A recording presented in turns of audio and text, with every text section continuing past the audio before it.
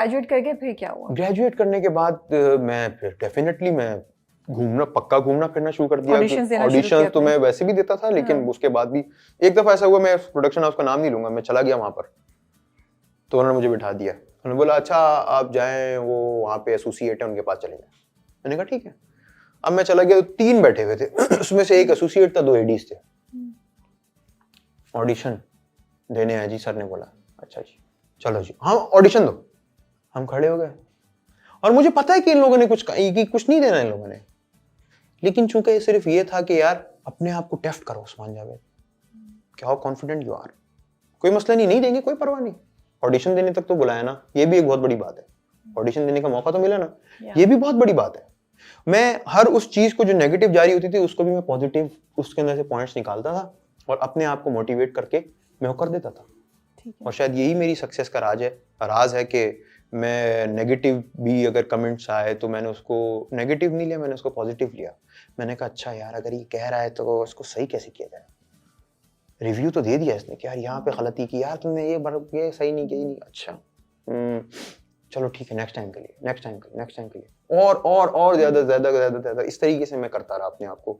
और मैंने कभी भी इसको ये नहीं बोला कि भाई यार ये भाई पागल है, इसको कुछ आता नहीं। मैंने कहा थैंक यू सो मच, मैंने उसके दिल से इज्जत की। मैंने कहा थैंक यू, आपका बहुत बहुत शुक्रिया, आपने मुझे बताया। वरना आप ये भी कह सकते थे यार बहुत अच्छा, पीछे जाके मुझे बुरा भला कह देते, क्या था, हाँ आपने मेरे मुंह पे कहा। तो ये था, तो उन लोगों ने मेरा ऑडिशन लिया और ऑडिशन लेने के बाद मुझे कभी कॉल ही नहीं आई। अक्सर बेशतर ऐसा ही रहा मेरी जिंदगी में कि ऑडिशन हो जाता और वो लोग कहते हैं सुपर ऑडिशन, बेहतरीन उस्मान जावेद, और मैं बाहर निकलता था, मैं बोलता था यार वाह। सुपरस्टार में मैं था, सुपरस्टार फिल्म में जब मैं मायरा खान के साथ मेरा सीन हुआ है तो वो एक सीन है उसके अंदर मैं थिएटर का कर रहा हूँ, थिएटर वाला सीन है वो भी मुझे, मतलब वो तो ऑडिशंस हुए थे सबके, हमारे गुरुजी जो सुनील शंकर साहब, वो भी इस वक्त ऑस्ट्रेलिया में। सुपरस्टार में आप थे? सुपरस्टार में मैं था। तो जब मैंने किया और वो किरदार, तो उसके अंदर मेरा एक डायलॉग है, मायरा आती तो क्या प्यारे तुम रश्क करते हो, तो रश्क इस लिबास से करता हूँ जो तुम्हारे खूबसूरत जिसको हर वक्त आगोश मिले रहता है, मैं इस गले के हार पर रश्क करता हूँ जो इस दिल फरेब सीने के उभार को हवा से दिया करता है। वो आपको याद है अभी तक? मैं हवा के झोंके पर रश्क करता हूँ जो इन नागिनों के पास से निडर होकर निकलता है। क्या बात है। यहाँ तक कि मैं तुम्हारे साए से रश्क करता हूँ जो तुम्हारे कदमों के साथ साथ चलता है। बंदी है टिक टिकी सब आजमाते हैं नसीब, अच्छी खासी लाइंस हैं। जिसे मैं देखता हूँ उसे पाता हूँ रकीब अपना, जो हसरत है तो ये हसरत ना हो कोई मुकाबिल, तुम्हें इन आंखों में रख लो और इन आंखों को इस दिल में। अब हमने बोला वो पूरे सेट पर तालियां, फिर वो आती है तो बीच में बाप आ जाते हैं, बोलते हैं नहीं, तो मायरा बीच में खड़ी हुई है, मायरा खान जो है, और वफादर आ जाते हैं और मैं पीछे हूँ, ये ना सादिक है ना ये अमीन है, ये तो ऐसे ही है। इस तरह का सीन था, नदीम बेग साहब हैं और मैंने कहा यार उस्मान जावेद, जबरदस्त तालियां बज चुकी हैं सेट पर आपके लिए, यार सेट पर तालियां बज गई मेरे लिए। तो मैंने कहा ठीक है यार कमाल हो गया। अब तो स्क्रीन पर जब आएगा ना, कुछ ना होते हुए भी कोई ना कोई तो शायद मुझे पिक कर ही ले। और फिर फिल्म आई और वो सीन ही कट चुका था। मैं बहुत कोशिश की थी, मैं अपने दिमाग में खंगाल रही थी सीन था, मैंने कहा हाँ लास्ट में कुछ था तो सही, मैंने शायद, मुझे याद नहीं आ रहा, बट होगा, उस्मान कह रहे हैं तो होगा, एक लाइन होगी शायद, वो पूरा सुना रहे। तो अब मैंने जब आके देखा, मैंने कहा यार ये क्या है। अब उनका क्लोज शॉट, नदीम साहब क्लोज शॉट, इतना बड़ा क्लोज शॉट से स्टार्ट करते हैं, नहीं हाँ बहुत है, फिर से करेंगे, और उसके बाद हल्की सी झलक आती, उस्मान जावेद खड़ा हो, मैंने कहा यार कोई बात नहीं, फिर स्टार्ट करेंगे।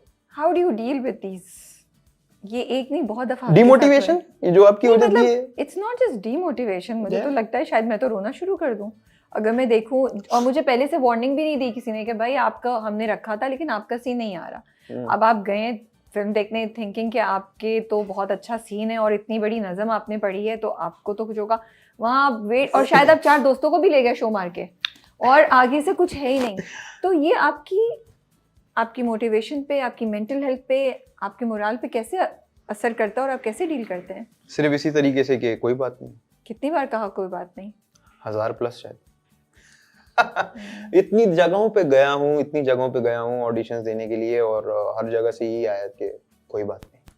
तो पहली अपॉर्चुनिटी झोंक सरकार थी जिसमें मैं जो आपको आप कहेंगी कि वो उससे अपॉर्चुनिटी पहले है, आप छोटे छोटे रोल्स छोटे जो बेसिक अपॉर्चुनिटी जो यानी जिसे आप कहेंगे कि हाँ ये एक ऐसा किरदार है जो नोटिसेबल है और जिसे हम कहते हैं, क्या कहते हैं उसको, वर्दी ऑफ परफॉर्मेंस है, लीड कह लें या Parallel lead कह सकते हैं, टाइटल कैरेक्टर। लेकिन यकीन आ रहा था कि वाकई फाइनली मुझे एक इतना अच्छा कैरेक्टर मिल गया है, मैं कर रहूंगा। मुझे तो यकीन ही नहीं आया था, सच बताऊं, सच बता रहा हूँ, मुझे तो उस वक्त तक पता ही नहीं था जब तक मेरे पास स्क्रिप्ट नहीं आई कि जब मुझे स्क्रिप्ट पढ़ा तो रे मेरे तो ये भी सीन है, ये भी सीन मुझे है। तो उस वक्त यकीन ही नहीं आया कि मुझे क्या भला मिल चुकी है। मुझे तो मैं जिद्दी ड्रामा कर रहा था, ओके, और उसके साथ में क्लासिक डांस की परफॉर्मेंस भी तैयार कर रहा हूँ जो कि हैदराबाद में होने वाली है।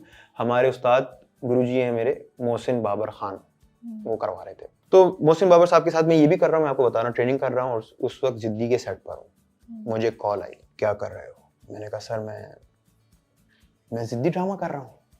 ठीक है, ऑडिशन भेज रहा हूँ, तैयार करके भेज दो। मैंने कहा ठीक है सर।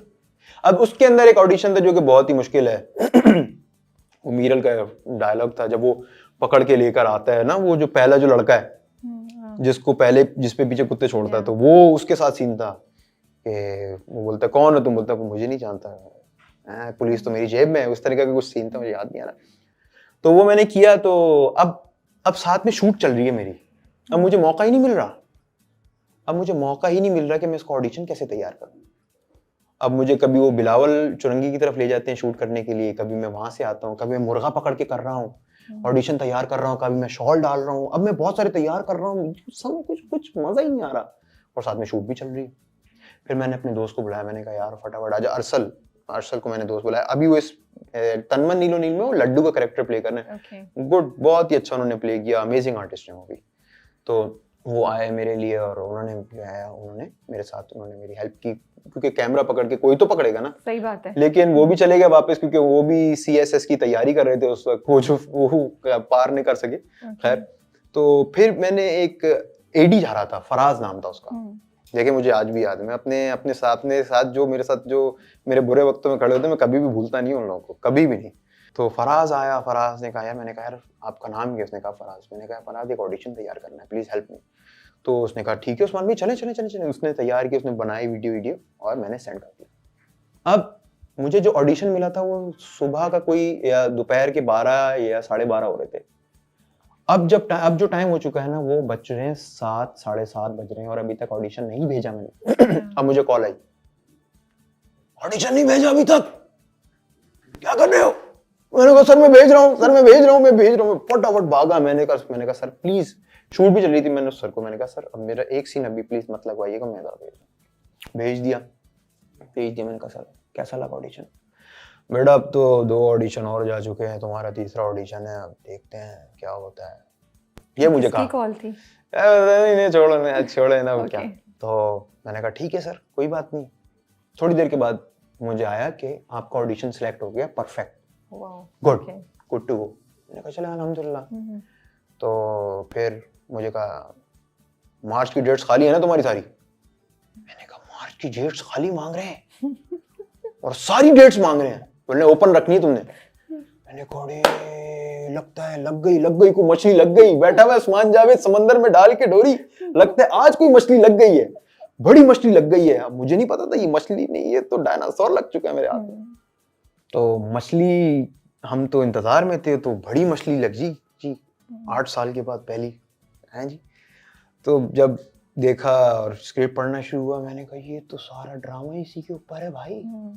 अब आपका जो फर्स्ट जो आपकी एक्साइटमेंट थी वो यहाँ पर खत्म हो रही है कि ये जो बला मिल चुकी है इसको परफॉर्म कर रहे कैसे, टेंशन हो रही है। इतने बड़े डायरेक्टर के साथ आप काम कर रहे हैं, और सैफी भाई की बात ये है कि सैफी भाई के साथ आप काम करेंगे ना, सैफी भाई आपको ऑन टोज रखते हैं।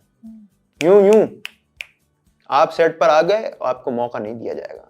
और अल्हम्दुलिल्लाह अल्लाह के फजलो करम से जोक सरकार में सैफी भाई ने अपने बच्चों की तरह रखा मुझे, माशाअल्लाह अल्हम्दुलिल्लाह। मुझे मतलब सैफी भाई को जब मैं देखता था ना धाड़ते हुए, शेर था भाई सेट का वो, शेर जब धाड़ता था हमारे जग जग अल्लाह बचा ले, ये क्या होगा सही है ना।